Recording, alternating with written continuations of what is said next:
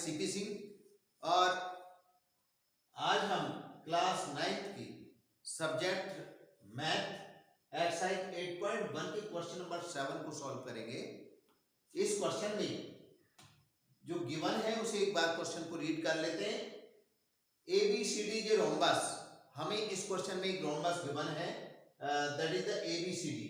So that जो हमें show करना है, इस क्वेश्चन में शो करना है कि diagonal AC bisect angle A as well as angle C, and second one diagonal BD bisect angle B as well as angle D। हमारे पास एक रोम्बस ABCD है, गिवन लिख लेते हैं। Rhombus ABCD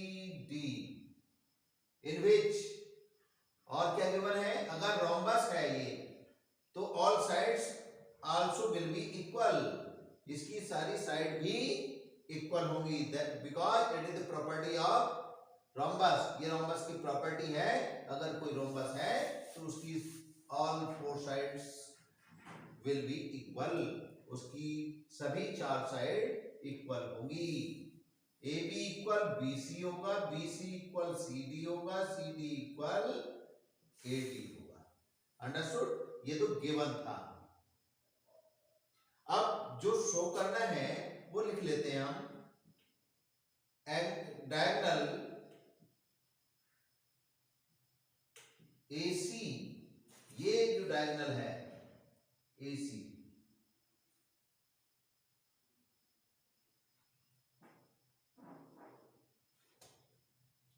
bisect angle A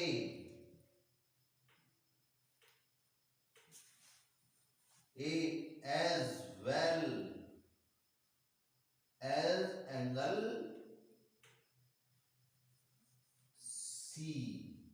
जैसे ये angle A को bisect करता है, वैसे ही ये एंगल C को भी बाइसेक्ट करता है, ऐसा हमें शो करना है। Second one, diagonal BD bisect angle B as well as angle D। दूसरा डायगोनल जो BD डायगोनल होगा, that also bisect the angle B and D। Now we will take next time 5, 6, 7, 8 construction। Join the diagonals। हमने diagonals को join कर लिया। Now we are going to solution. अब हम solution करेंगे। सॉल्यूशन करने के लिए हमें कुछ प्रॉपर्टीज पता होनी चाहिए। पहली बात तो प्रॉपर्टी रोम्बस की पता होनी चाहिए। Rhombus is a quadrilateral in which all four sides are equal.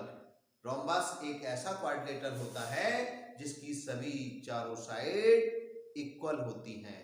Now solution में हम इस ट्रायंगल का एंगल ले लेते हैं, सॉरी मतलब इस फिगर से एक ट्रायंगल ले लेते हैं, ट्रायंगल ACD, ये वाला ACD,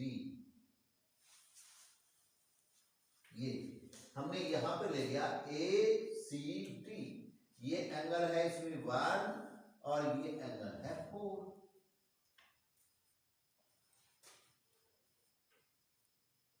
इन ट्रायंगल ACD, इस ट्रायंगल में AD इक्वल होगा CD के। ये साइड ये साइड इक्वल है। क्यों इक्वल है? ये दोनों साइड क्यों इक्वल है? Because these are the side of rhombus, क्योंकि ये रोम्बस की साइड है, साइड ऑफ रोम्बस। रोम्बस की साइड्स इक्वल होती हैं। अब हम ट्रायंगल की प्रॉपर्टी हमें पता है, if two sides are equal in a triangle, then opposite angles of the equal side also will be equal. अगर किसी ट्रायंगल की दो साइड इक्वल हैं तो उन साइड के सामने के एंगल भी इक्वल होंगे। अंडरस्टूड? मतलब AD इक्वल है CD के, तो AD के सामने का एंगल 4 और CD के सामने का एंगल 1, ये दोनों इक्वल होंगे।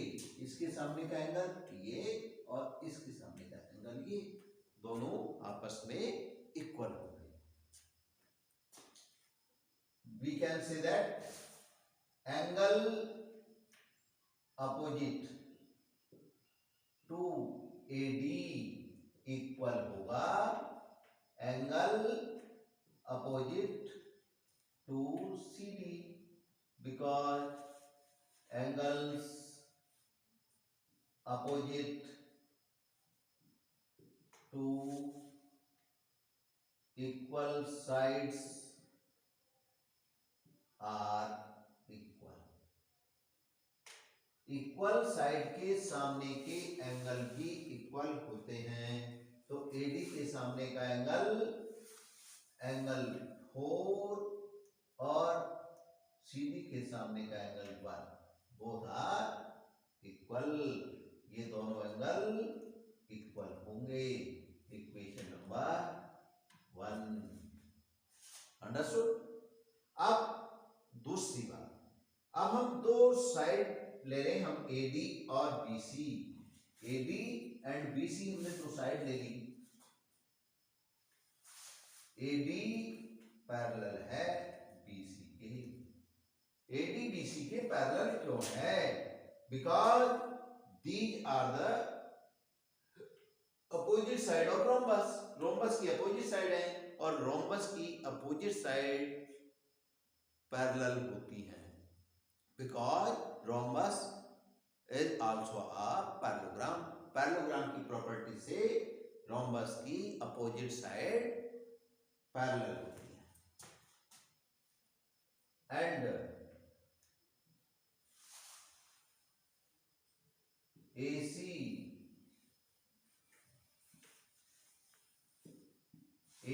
is transversal line, और ये AC ट्रांसवर्सल लाइन है। इन्हें पैरेलल बताने के लिए अपोजिट साइड ऑफ रोम्बस, ठीक है। ये एंगल फिगर में एंगल 1 है और ये एंगल फिगर में एंगल 3 है। देयरफॉर एंगल 1 इक्वल होगा एंगल 3 के। एंगल 1 और एंगल 3 इक्वल होंगे। क्यों इक्वल होंगे? Because these are the alternate angles when lines are parallel. Equation number 2, alternate interior angles when lines are parallel। जब लाइन पैरेलल होती हैं तो अल्टरनेट इंटीरियर एंगल इक्वल होते हैं। Now we are going two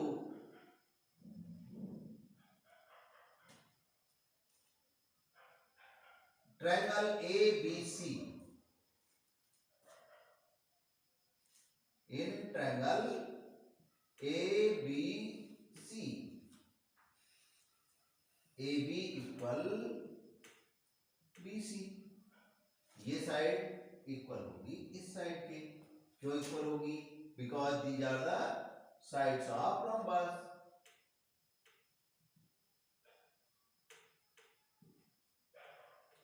sides of rhombus, ये rhombus की side है, rhombus की साइड है इसलिए इक्वल होगी। ये एंगल हमने फिगर में 2 लिया है और ये एंगल 3 लिया है। It is the angle 2 and it is the angle 3। Now फिर वही प्रॉपर्टी आ गई, अगर साइड ट्रायंगल की साइड इक्वल है तब उनके सामने के एंगल भी इक्वल होंगे। बिकॉज ये इक्वल है इसके, ये साइड इक्वल है इसके, तो इसके सामने का एंगल 3 और इसके सामने का angle 2, both are equal. Angle opposite to AB, मतलब AB के सामने का एंगल इक्वल होगा angle opposite to BC, BC के सामने के एंगल के। तो AB के सामने का एंगल है एंगल 3 इक्वल होगा एंगल 2 के। रीजन वही है, angle opposite to equal sides are equal. Angle opposite to equal side are equal.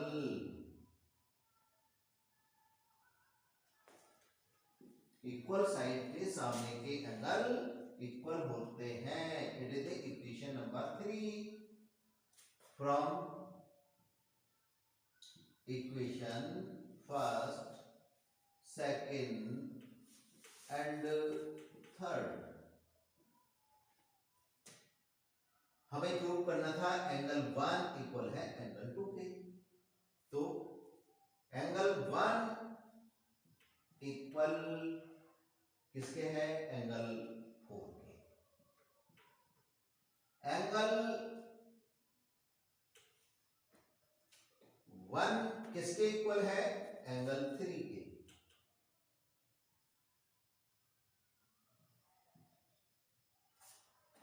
या एंगल 1 किसके इक्वल हुआ? एंगल 3 के। एंगल 1 किसके इक्वल हुआ? एंगल 4 के। देयरफॉर एंगल 3 इक्वल हो गया एंगल 4 के। एंड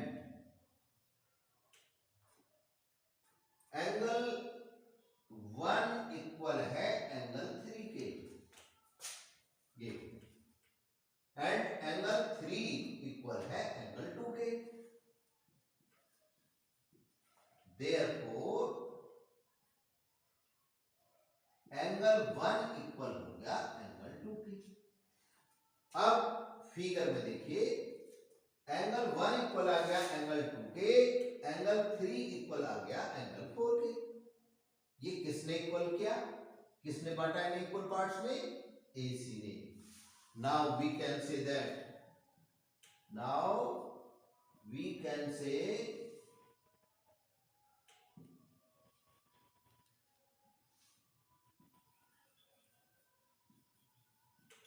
अब हम कह सकते हैं AC bisect angle A as well as angle C। Angle A को भी इक्वल टू पार्ट्स में डिवाइड कर दिया और एंगल C को भी इक्वल टू पार्ट्स में डिवाइड करा। किसने किया? AC ने। तो हमने लिख दिया AC bisect angle A as well as angle C, बिल्कुल C की तरह। Understood? It is the first part, we have to, first part हमने प्रूव कर दिया। अब सेकंड पार्ट में क्या करेंगे हम? इस बार दूसरा वाला डायगोनल लेंगे, केवल इस डायगोनल की बात करेंगे, BD की। Join diagonal BD। और similarly Now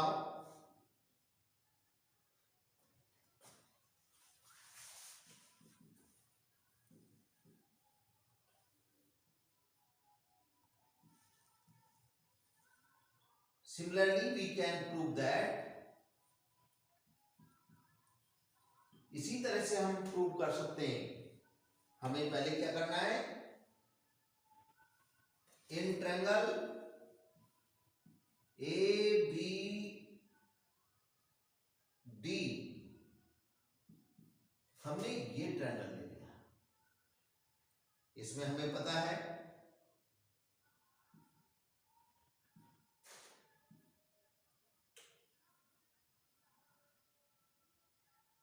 A B equal है ए डी की,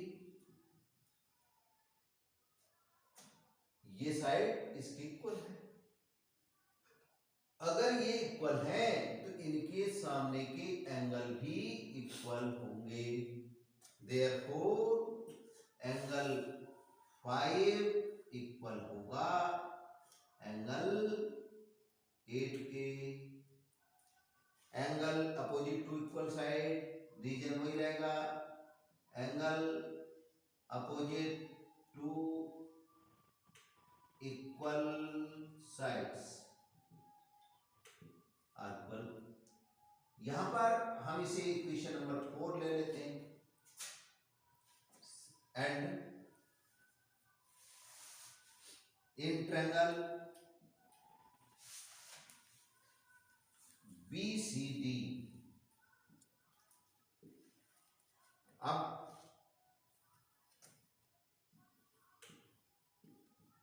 हमने ट्रायंगल ये वाला लिया है, बिल्कुल सिमिलर मैनर में हम जानते हैं BC इक्वल है CD के, BC इक्वल CD। क्यों इक्वल है?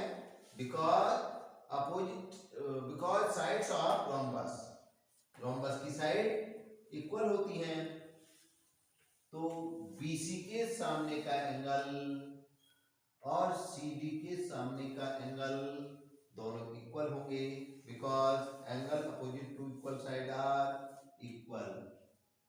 BC के सामने का एंगल 7 इक्वल होगा एंगल 8 के। Equation number 5। सिमिलरली इसी तरह से हम प्रूव कर सकते हैं। अब हमें दो साइड लेनी है, ए बी पैरेलल है DC के, A B parallel DC and A B D is transversal line. ये ट्रांसवर्सल लाइन है तो एंगल 5 इक्वल होगा एंगल 7 के। एंगल 5 इक्वल हुआ angle 7। Understood? Number 6, from equation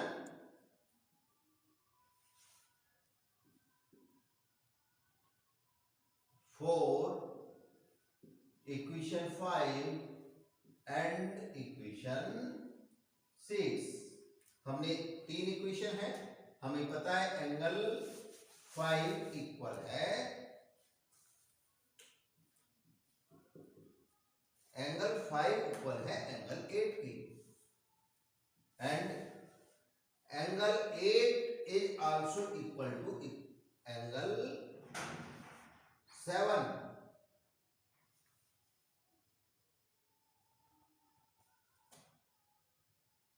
Something wrong. It is the angle 6. Angle 5 equal है angle 8 के, and angle 5 is also equal to angle 7। Therefore angle 7 equal angle 8। And दोबारा से लेते हैं, angle 5 equal है angle 7 के, and angle 7 is also equal to angle 6. Therefore we can say that angle 5 equal angle 6. इसी तरह से एंगल 5 इक्वल हो गया एंगल 6 के, ये एंगल इक्वल आ गया इस एंगल के, और ये एंगल 7 इक्वल आ गया एंगल 8 के। तो ये इक्वल टू पार्ट्स में बट गया एंगल बी, और इक्वल टू पार्ट्स में बट गया एंगल डी। किसने बांटा? बी डी ने। Now therefore now we can say that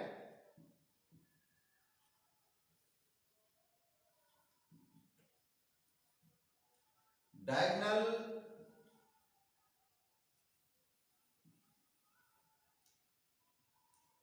BD bisect angle B as well as angle D।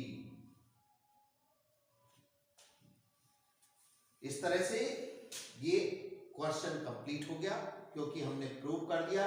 पहले हमने AC से प्रूव किया था कि एंगल A को और C को AC ने इक्वल टू पार्ट्स में डिवाइड कर दिया था।